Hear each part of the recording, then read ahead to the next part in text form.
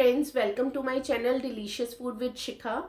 Friends, normally क्या होता है ना कि जब फेस्टिवल टाइम होता है तो उन दिनों हमारे घर में बहुत हैवी फूड बनता है, फ्राइड फूड बनता है, बहुत सारी वैरायटीज़ बनती हैं।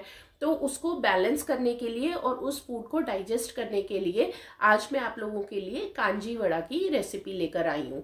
तो चलिए आपके इस होली फेस्टिवल को और कलरफुल बनाते हैं कांजी वड़ा की रेसिपी देखकर।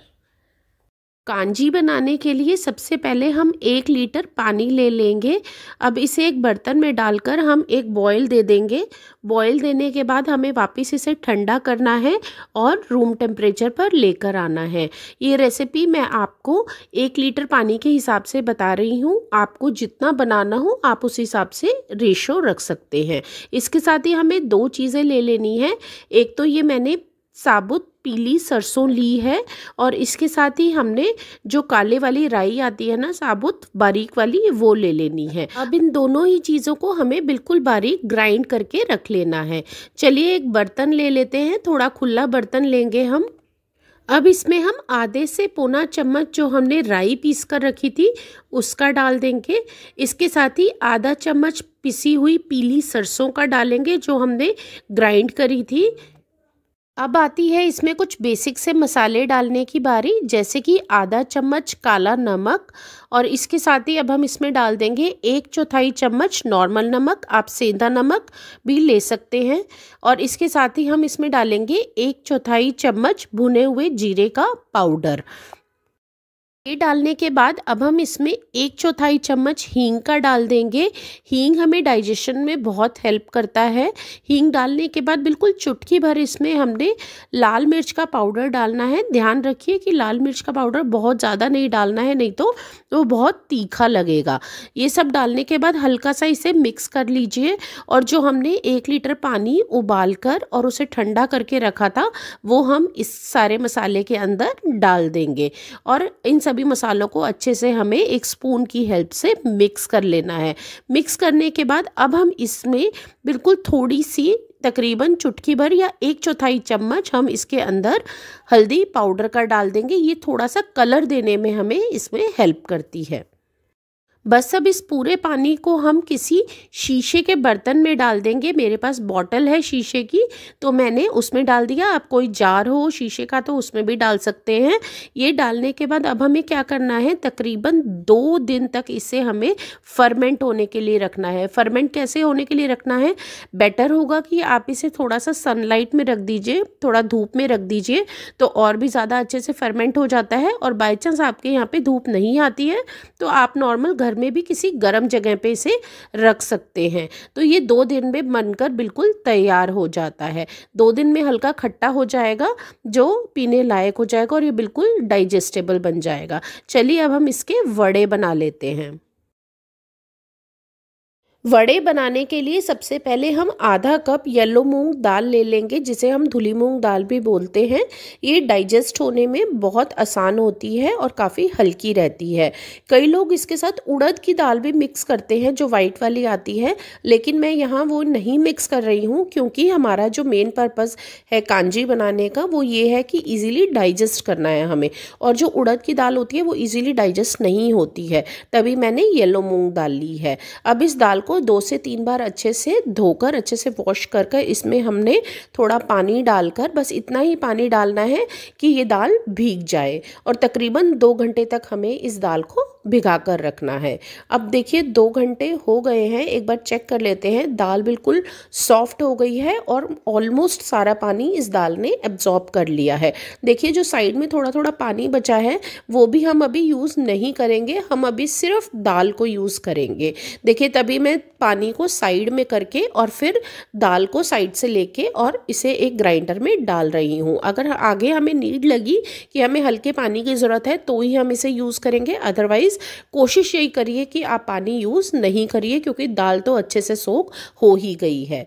बस अब इसे ग्राइंड करके एक अच्छा सा स्मूथ पेस्ट बना लेना है हमें। 2 से 3 बार आपको मिक्सी को चलाना पड़ेगा ताकि ये स्मूथ पेस्ट बन जाए क्योंकि इसमें पानी नहीं डाला। देखिए कितना बढ़िया स्मूथ पेस्ट बन गया किया है और बिल्कुल भी पानी की ज़रूरत हमें नहीं पड़ी है। इसके अंदर आप इसको बीट करते हुए कुछ भी मिक्स करने की ज़रूरत नहीं है, बस आपने इसको प्लेन दाल को बीट कर लेना है। अब इसको ग्राइंडर से निकाल कर एक बर्तन में डाल लीजिए। बर्तन में डालने के बाद हमें क्या करना है, इसे हाथों की हेल्प से 5 से 7 मिनट तक अच्छे से फेंटना है। उसका रीज़न ये है, जब आप इसे फेंटेंगे अच्छे से तो इसके अंदर एयर इनकॉर्पोरेट होगी और ये दाल बिल्कुल हल्की होती चली जाएगी और इसकी जो क्वांटिटी है वो अपने आप बढ़ जाएगी, ये फूल जाएगी। आप लोगों के साथ टिप्स और ट्रिक्स शेयर करते करते मैंने तो दाल बीट कर ली है। देखिए कितनी फ्लफ़ी हो गई है, इसका कलर भी चेंज हो गया है और ये अब बिल्कुल लाइट वेट हो गई है, इसकी क्वांटिटी भी काफ़ी बढ़ गई है। अब इसके अंदर हम 1/4 चम्मच जीरा का डाल देंगे और आधा छोटा चम्मच हम इसमें नमक का डालेंगे। इसके साथ ही अब हम इसके अंदर पिंच हल्दी का डाल देंगे, सिर्फ इसका थोड़ा सा कलर चेंज करने के लिए।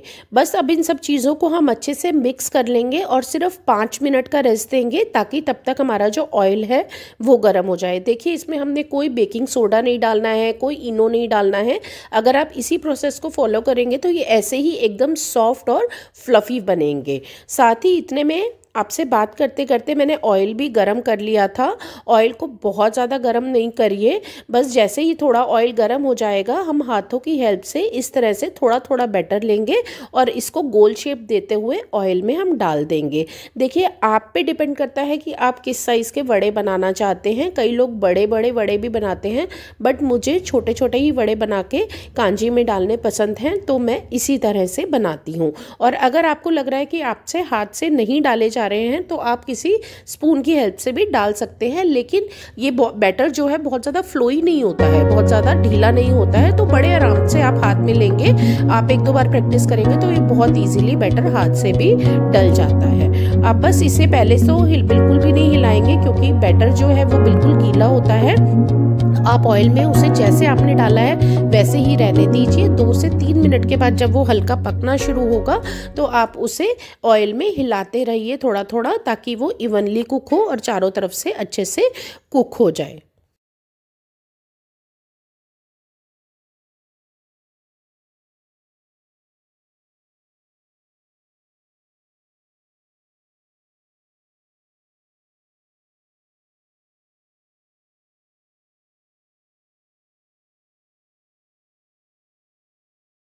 बस अब देखिए ये वड़े बिल्कुल परफेक्टली कुक हो गए हैं और अच्छे से फूल भी गए हैं।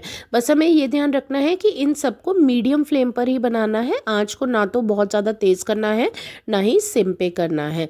बस अब इन सभी वड़ों को हम एक प्लेट में अलग निकाल कर रख लेंगे और जितना भी बैटर बचा है उसे आप अपने साइज़ के अकॉर्डिंग, कि आप कितना बड़ा वड़ा इंजॉय करना चाहते हैं, उसी हिसाब से आप बाकी सभी बैटर का भी बना लीजिए। एक चीज़ और मैं आपको बताती हूँ कि अगर मान लीजिए आपको थोड़ा सा तीखा पसंद है तो आप वड़े के अंदर भी, जो वड़े का बैटर बनाया है उसमें भी आप थोड़े से चिली फ्लेक्स डाल सकते हैं, उससे टेस्ट अच्छा आता है। लेकिन सिर्फ यही है कि उससे थोड़ा सा तीखा हो जाएगा, तो आप उस अकॉर्डिंग देख लीजिए कि आपको क्या प्रेफर है। आपको तीखा खाना ज़्यादा पसंद है या फिर आपको लाइट खाना ज़्यादा पसंद है। कांजी भी बनकर बिल्कुल तैयार है। देखिए कितना ब्यूटीफुल कलर आया है। मन कर रहा है ना इसे पीने का, तो चलिए मैं आपको फटाफट से बता देती हूँ कि इसे पीना कैसे होता है, इसे तैयार कैसे करना है। जो वड़े हमने बनाए थे उन्हें हमने बिल्कुल ठंडा कर लिया है, रूम टेम्परेचर पर ले आए हैं हम उसे। अब जिस भी हमें ग्लास में या कटोरी में इसे पीना है, सबसे पहले हम उसके अंदर वड़े डालेंगे और जो हमारी कांजी है उसे हम एक बार अच्छे से मिक्स कर लेंगे, ताकि जो मसाले हैं वो नीचे नहीं बैठे, प्रॉपरली अच्छे से पूरे पानी में मिक्स हो जाएं। अब इस कांजी के पानी को हम इस वड़ों में डाल देंगे और इन वड़ों को तकरीबन आधे घंटे तक हमें अच्छे से इसे सोक करके रखना है, तभी ये अंदर पूरा कांजी जो है इसके वड़ों के अंदर जाएगी और ये एग्जैक्ट प्रॉपर टेस्ट देगा। जब भी आपको पीना हो तकरीबन आधे घंटे के बाद इसे आप एक बार स्पून से अच्छे से हिला लीजिए और इसके बाद आप इसे इंजॉय कीजिए। स्पून की हेल्प से वड़े खा लीजिए और गटागट से इस कांजी को पी लीजिए। फिर देखिए ये कितनी डाइजेस्टेबल है, आपको पीने के बाद ही पता चलेगा। आई होप आप इस होली पर ये कांजी वड़ा की रेसिपी को ज़रूर ट्राई करेंगे और पूरी गर्मियाँ इसे बनाकर बार बार इंजॉय करेंगे। और हाँ, मुझे कमेंट सेक्शन में ज़रूर बताइएगा कि आपको ये रेसिपी कैसी लगी या आपके कांजी वड़े कैसे बने। तो इसी तरह से आपके लिए और भी वीडियोज़ लेकर आती रहूँगी। Stay connected with delicious food with Shikha.